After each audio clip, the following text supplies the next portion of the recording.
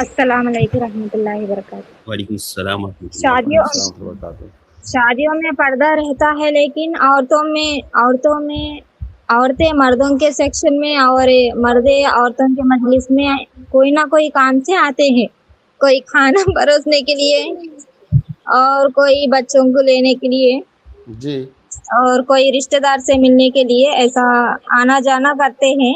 वैसे शादियों में जाना कैसा है और जाने के बाद इस सूरत में कैसे करना है? शादी के जिम्मेदाराना तो ये कहते हैं हम तो पर्दे का इंतजाम किए हैं, लेकिन उन लोग को कंट्रोल कैसे करें? जो सूरत हाल आपने बताई कि औरतों के सेक्शन में मर्द हजरात आते रहते हैं मुख्तलिफ कामों से, अगर कहीं पर इस तरह की सूरत हाल है तो ऐसी जगहों पर औरतों के लिए जाना जायज़ नहीं है। क्यों जायज़ नहीं है?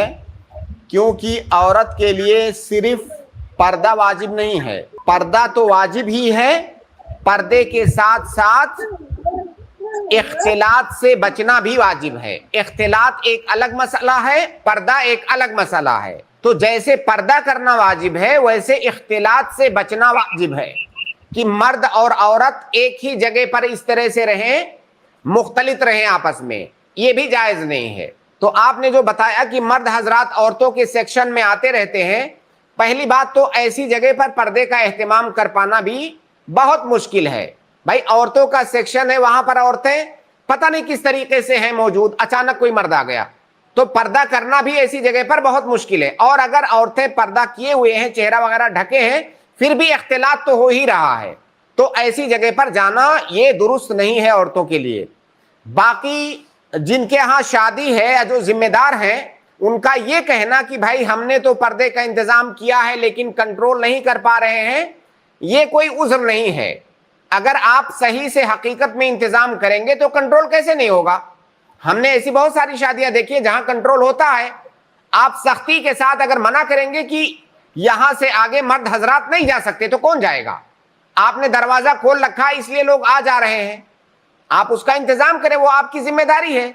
तो ये कह देना कि हमने तो इंतजाम किया है, बाकी लोग आ जा रहे हैं तो हम क्या करें, आपने इंतजाम नहीं किया है। अगर आपने किया होता तो लोग इस तरह से नहीं आते जाते। तो बहरहाल अगर ऐसी सिचुएशन है कहीं पर, तो वहां पर औरतों के लिए जाना ही जायज नहीं है।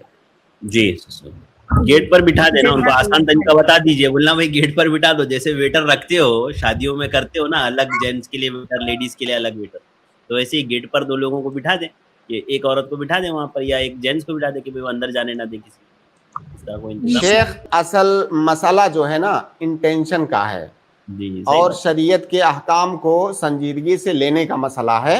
ये सब सिर्फ बहाने हैं, ये सिर्फ बहाने हैं।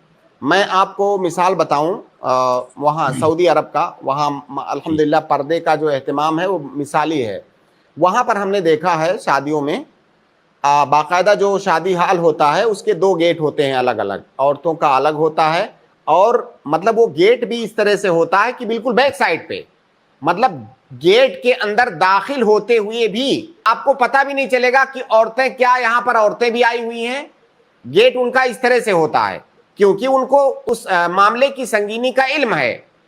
बाकायदा आपको शादी कार्ड आएगा, बहुत सारे लोग कार्ड पे बाकायदा लिखवाते हैं कि औरतों के सेक्शन में मोबाइल लेकर के आना मना है, औरतें मोबाइल लेके नहीं जा सकती।